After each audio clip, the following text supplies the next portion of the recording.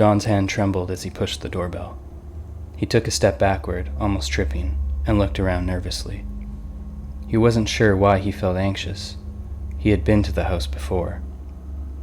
Anita was his 9th grade math tutor, but on this particular Saturday evening, he was not there to study probability, but to babysit.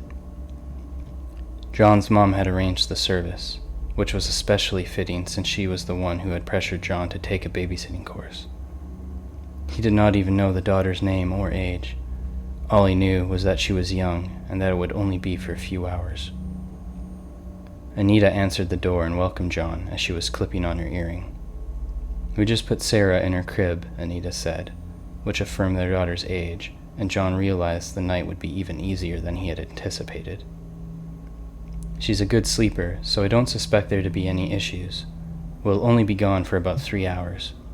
We put out a bunch of movies for you if you'd like to watch any."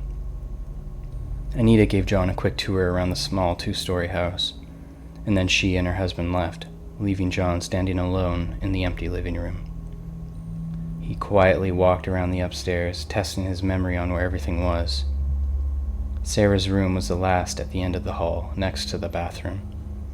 The living room was within earshot, so John did not feel too guilty about watching a movie. If she were to wake up crying, he would hear it. He seriously hoped that did not happen, however, as he had almost no experience dealing with infants. John sifted through the stack of DVDs on the coffee table. He had seen them all, unfortunately, so he picked his favorite, The Last Samurai. Being such a long movie, Anita would be back not long after it ended, John thought. It would be a good way to pass the time. About an hour into the movie, John began feeling paranoid. He hit the pause button and listened in silence, should Sarah make any noise. He debated whether or not he should go into her room and check on her. But when he realized the possibility of her waking up and crying due to his entry, he opted to continue his movie. John just finished watching Katsumoto explain the concept of Bushido to Nathan Algren when he heard laughter coming from down the hall. Jumping to the remote's pause button, John stood motionless in the room, anticipating more noise. He was sure he heard laughter, and something about it worried him. What if it was a cry and not a laugh?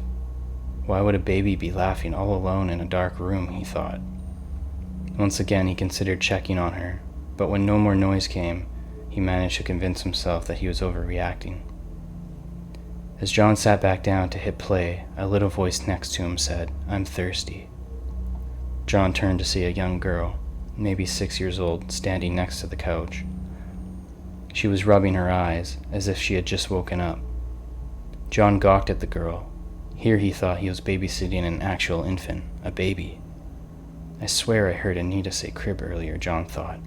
This girl is much too old for a crib. "Yeah, sure," John said, standing up and moving over to the kitchen. "What would you like? Let's see what you guys have." He opened up the fridge and looked through it. "Water, please," Sarah said. John found a sippy cup in the cupboard and filled it from the fridge's water filter. He then handed the cup to the girl suspiciously, still wondering where he misinterpreted the information about her age. John watched the girl finish her water and place the cup on the counter.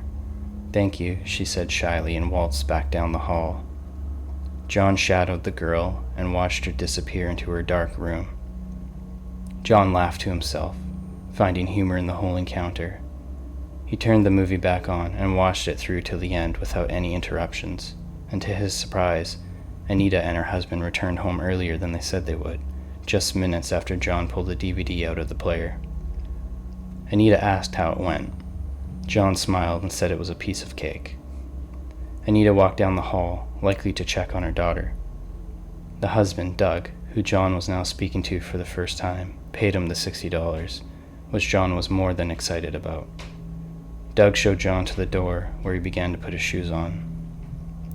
Anita came down the stairs to say goodnight and to thank John once more.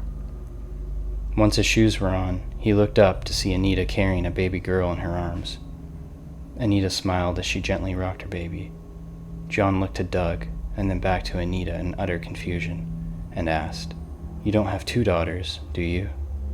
He knew it would be a silly question should he be wrong, as surely that would have been discussed prior to the job. Doug looked oddly at him and said, "Sarah's our only. Why do you ask?" John's pulse sped up, and he could not have gotten out of that house any sooner. He vowed that he would never go back to Anita's house, even if that meant his math grade would suffer.